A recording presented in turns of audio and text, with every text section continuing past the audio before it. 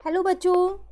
आज मैं आप लोगों को क्लास 9th का डीओई की तरफ से जो आपको एनुअल एग्जामिनेशन प्रैक्टिस पेपर मिला है वो पेपर कराने वाली हूँ मैथ्स का, जो आपका इसी सेशन का है 2022 टू 23 का पेपर। जैसा कि आप लोगों को पता है कि हम स्टार्ट कर चुके हैं, इसका सेक्शन ए हमने कंप्लीट कर लिया था, तो आज हमारे को इसका सेक्शन नंबर बी करना है। टोटल इसमें 5 सेक्शंस हैं, इंस्ट्रक्शंस वगैरह सब मैंने आपको बताती थी। तो चलिए आज सेक्शन बी करते हैं। इसमें हमारे पास 5 क्वेश्चन है और 2 नंबर का है हर एक क्वेश्चन। ठीक है, स्टार्ट करते हैं यहाँ पर क्वेश्चन नंबर 21 से। तो यहाँ आपसे क्या कह रहे हैं, ABCD is a parallelogram in which angle ADC is equal to 105 and side AB is produced to point E as shown in the figure. Find the value of x plus y.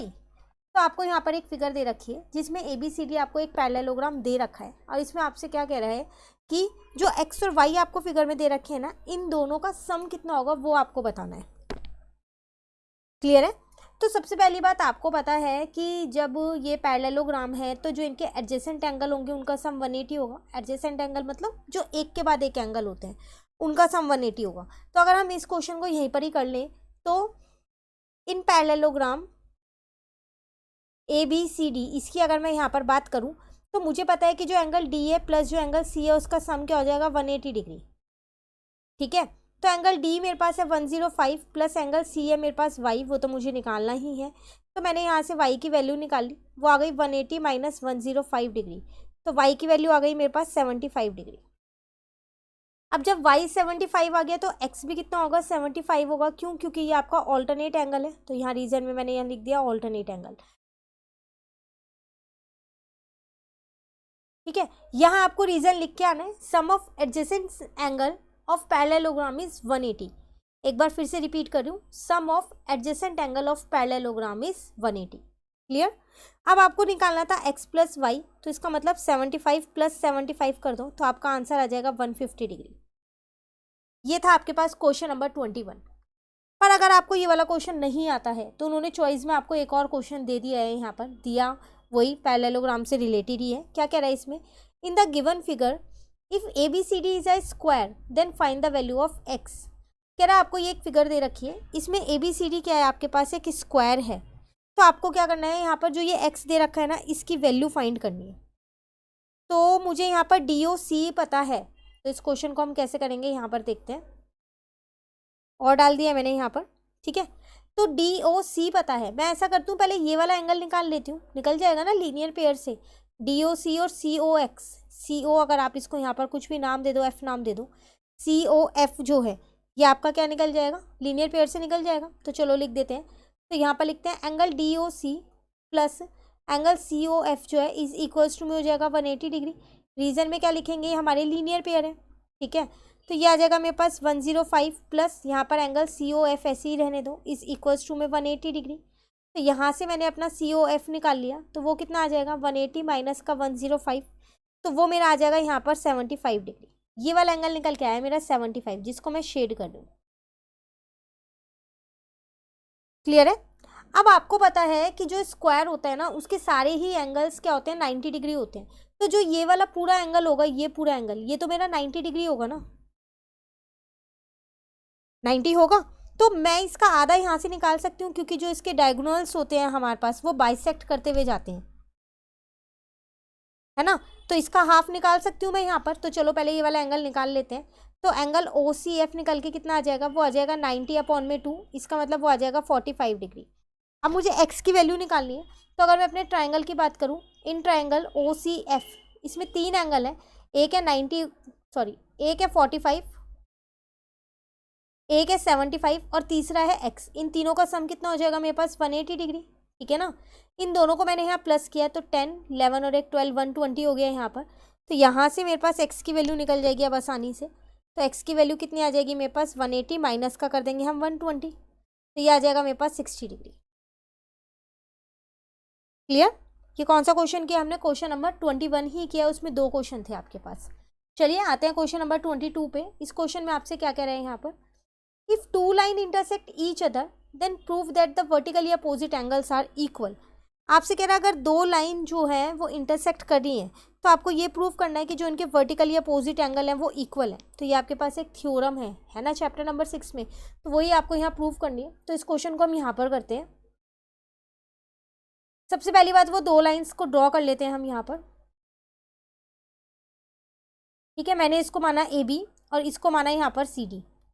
यहाँ पर मेरे 4 angle बन रहे हैं, तो वो चारों angle मैंने यहाँ पर बना लिए। तो एंगल 1, एंगल 2, एंगल 3 और एंगल 4 आप अपने अकॉर्डिंग नाम दे सकते हो। तो सबसे पहली बात अगर हम गिवन में लिखें तो यहाँ लिख देंगे A B and C D are 2 intersecting line.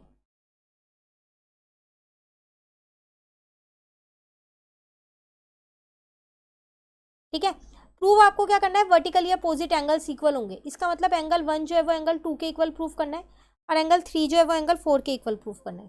ठीक है, चलिए अब यहाँ पर अपना प्रूफ शुरू करते हैं। सबसे पहली बात, अगर हम ए बी देखें तो ये मेरी एक लाइन है, तो A B is a line. तो इसमें मेरे दो एंगल बन रहे हैं, एंगल 1 और एंगल 3। इन तीन दोनों का सम कितना हो जाएगा, 180। क्यों, क्योंकि ये मेरे लीनियर पेयर बन रहे हैं यहाँ पर। ठीक है, 1 और 3 हो गया यहाँ पर 180।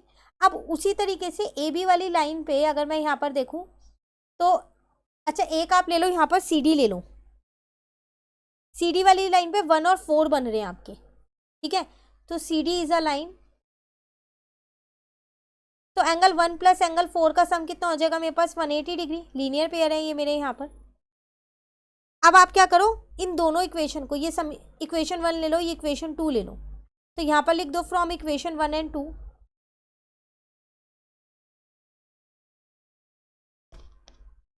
तो मेरा यहाँ आ जाएगा angle 1 plus angle 3 is equals to angle 1 plus angle 4।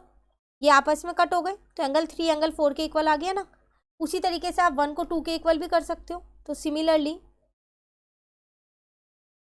Angle 1 is equal to angle 2 भी हो जाएगा। Hence proved. यही आपको यहाँ पर प्रूफ करना था। क्लियर। ये कौन सा क्वेश्चन किया हमने यहाँ पर, क्वेश्चन नंबर 22। चलिए आते हैं क्वेश्चन नंबर 23 पे।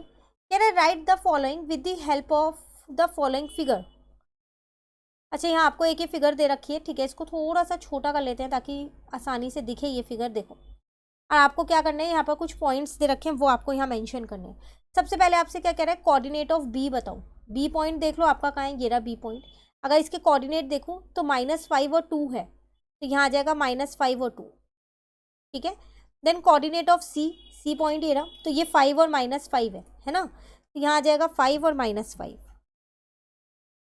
नेक्स्ट कह रहा है the point identify by the coordinate -3 और -5। अब यहाँ पॉइंट बताना है, तो दोनों ही नेगेटिव है। नेगेटिव है तो इसका मतलब ये थर्ड क्वाड्रेंट में होंगे ना, तो -3 और -5 ये रहा, ई पॉइंट है ये। ठीक है, नेक्स्ट कह रहा है the point identify by the coordinate 2 और -4। तो 2 और -4, तो ये रहा जी पॉइंट, क्योंकि ये फोर्थ क्वाड्रेंट में लाई करेगा ना, तो ये रहा जी। क्लियर। क्वेश्चन 23 आसान था। चलिए आते हैं क्वेश्चन नंबर 24 पे।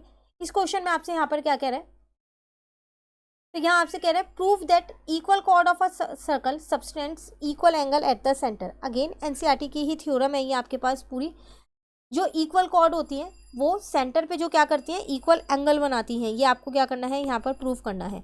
तो पहले हम क्या करते हैं, इसकी फिगर यहाँ पर बना लेते हैं। तो मैंने यहाँ पर एक सर्कल ड्रॉ कर लिया।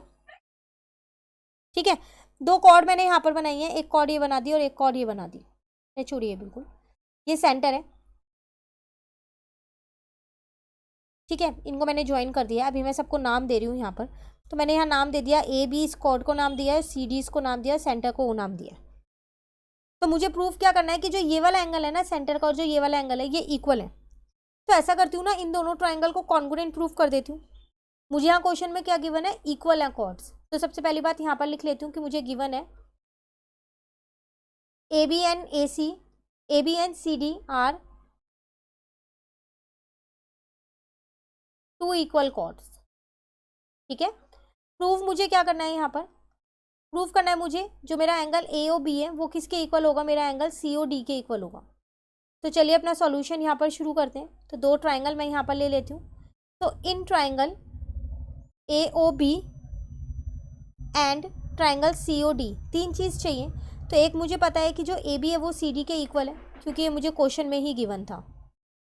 ठीक है, दूसरा मेरा ओ बी जो है वो ओ डी के बराबर होगा। क्यों, क्योंकि ये रेडियाई ऑफ द सर्कल है। तो यहाँ लिख देते हैं रेडियाई ऑफ द सर्कल। ठीक है, एक मेरे को पता है ओ सी जो है वो ओ ए जो है वो ओ सी के बराबर होगा, क्यों? क्योंकि ये भी आपका रेडियस ऑफ द सर्कल है। तो ट्राइंगल ए ओ बी जो है वो यहाँ पर कॉन्ग्रुएंट प्रूव हो गया है ट्राइंगल सी ओ डी से। तीनों ही साइड मिली, साइड साइड साइड से। जब ये दोनों ट्राइंगल कॉन्ग्रुएंट है तो इनके एंगल्स को सीपीसीटी से इक्वल कर सकती हूँ, तो ये एंगल्स इक्वल आ गए मेरे यहाँ पर सीपीसीटी से। हैंस प्रूव, यही आपको यहाँ पर प्रूव करना था। क्लियर? चलिए आते हैं इसी के साथ एक और क्वेश्चन, अगर ये आपको नहीं आता है तो कह रहे if the non parallel side of a trapezium are equal prove that it is a cyclic. अगर नॉन पैरेलल साइड जो है ट्रेपीजियम की वो इक्वल है तो आप ये प्रूव करो कि वो साइक्लिक है। तो फिर यहाँ पर एक ट्रेपीजियम बना लेते हैं। तो मैंने क्या किया, यहाँ पर एक ट्रेपीजियम बना लिया, ये ना। ठीक है, इसको नाम दे देती हूँ मैं यहाँ पर ए बी सी और डी। अब मैं यहाँ ना खुद से ये कंस्ट्रक्शन कर रही हूँ, अभी मैं यहाँ पर लिख दूंगी, ये मैंने परपेंडिकुलर डाले हैं इस पे, दोनों पे। ठीक है, तो सबसे पहली बात मैंने यहाँ पर क्या किया, गिवन में लिखा कि मुझे ए बी सी डी एक ट्रेपीजियम गिवन है, A B C D is a trapezium. इसके साथ साथ एक और चीज़ गिवन थी कि जो इसकी नॉन पैरेलल साइड्स हैं वो इक्वल है, तो A D is equals to में बी सी है, ये मुझे क्वेश्चन में पहले से ही गिवन है। ठीक है, अब मैंने क्या किया, यहाँ पर कंस्ट्रक्शन किया खुद से। कंस्ट्रक्शन मैंने क्या किया, इनको मैं नाम दे देती हूँ। यहाँ पर मैंने इसको एम नाम दे दिया और इसको एन नाम दे दिया। मैंने ए एम डाला है, परपेंडिकुलर है वो किस पे, सी डी पे, एंड बी एन जो है वो भी परपेंडिकुलर है सी डी के ऊपर। अब मुझे यहाँ पर प्रूफ क्या करना है कि जो आपका ए बी सी डी है ना वो एक साइक्लिक है। तो A B C D is a cyclic quadrilateral, ये आपको यहाँ प्रूव करना है। ठीक है, चलिए अपना प्रूफ यहाँ देखते हैं। सबसे पहली बात मैं क्या करती हूँ, देखो अगर मैं इसके अपोजिट एंगल्स का जो सम है वो 180 प्रूफ कर दूँ तो ये मेरा साइक्लिक क्वाड्रिलेटरल हो जाएगा। अब अपोजिट एंगल मुझे प्रूफ करने पड़ेंगे, तो पहले मैंने क्या किया, इन दो ट्राइंगल्स को कॉन्ग्रुएंट कर दिया। कौन कौन से ट्राइंगल ले लिए, तो in triangle A M D and triangle B N C. तो इसमें अगर हम देखें, सबसे पहली चीज़ तो एक हमें क्वेश्चन में ही गिवन है कि जो मेरा ए डी है वो किसके इक्वल है, बी सी के इक्वल है, ये तो मुझे क्वेश्चन में ही गिवन है। ठीक है, और जो ए एम है ना वो बी एन के इक्वल होगा, क्यों? जब दो पैरेलल लाइंस होती है ना तो उनके बीच का डिस्टेंस इक्वल होता है। ठीक है, तो यहाँ लिख देंगे distance between two parallel lines are equal. ठीक है, एक मुझे 90 दे रखा है, तो एक ए एम डी जो है वो क्या है मेरा, बराबर हो जाएगा एंगल बी एन सी के, क्यों? क्योंकि ये मेरे पास 90 है। ठीक है, तो इसका मतलब मेरा जो ट्राइंगल है ए एम डी वो कॉन्ग्रुएंट प्रूफ हो चुका है ट्राइंगल बी एन सी के आर एच एस से। क्लियर है यहाँ तक? अब जब ये दो ट्राइंगल मेरे कॉन्ग्रुएंट हो गए तो मैं यहाँ पर इनके एंगल्स को सीपीसीटी से इक्वल कर सकती हूँ। कौन कौन से एंगल्स को कर सकती हूँ, मैंने एंगल सी को एंगल डी के इक्वल कर दिया, angle D is equal to angle C हो गया सीपीसीटी से। ठीक है, अब दूसरी चीज़ आपको पता है कि ये आपके पास एक ट्रेपीजियम है, तो मैं ये कह सकती हूँ यहाँ पर कि जो ये वाला एंगल है बी ए डी, ये वाला पूरा एंगल है। ठीक है, और जो एंगल डी है आपके पास, इन दोनों का सम तो 180 डिग्री होगा, एडजेसेंट एंगल्स का सम 180 होता है। ठीक है, तो अब यहाँ पर हम लिख देते हैं कि जो मेरा एंगल बी ए डी है प्लस जो मेरा एंगल डी है, इनका सम कितना हो जाएगा, 180 डिग्री। अब मैंने क्या किया, एंगल बी ए डी ऐसे ही रहने दिया और एंगल डी की जगह एंगल सी लिख दिया। तो देख लो ना, अपोजिट एंगल्स का सम 180 आ गया है, ए और सी का एंगल आ गया ना 180। तो hence sum of opposite angle is 180, ABCD is a cyclic quadrilateral. ठीक है, आपको यहाँ रीजन लिख के आना है कि एडजेसेंट एंगल्स का सम जो है वो 180 डिग्री होता है। क्लियर? ये कौन सा क्वेश्चन किया हमने, क्वेश्चन नंबर 24। चलिए आते हैं क्वेश्चन नंबर 25 पे। यहाँ आपसे क्या कह रहा है, find the value of this, आपको इसकी वैल्यू फाइंड करनी है बस, और कुछ नहीं करना।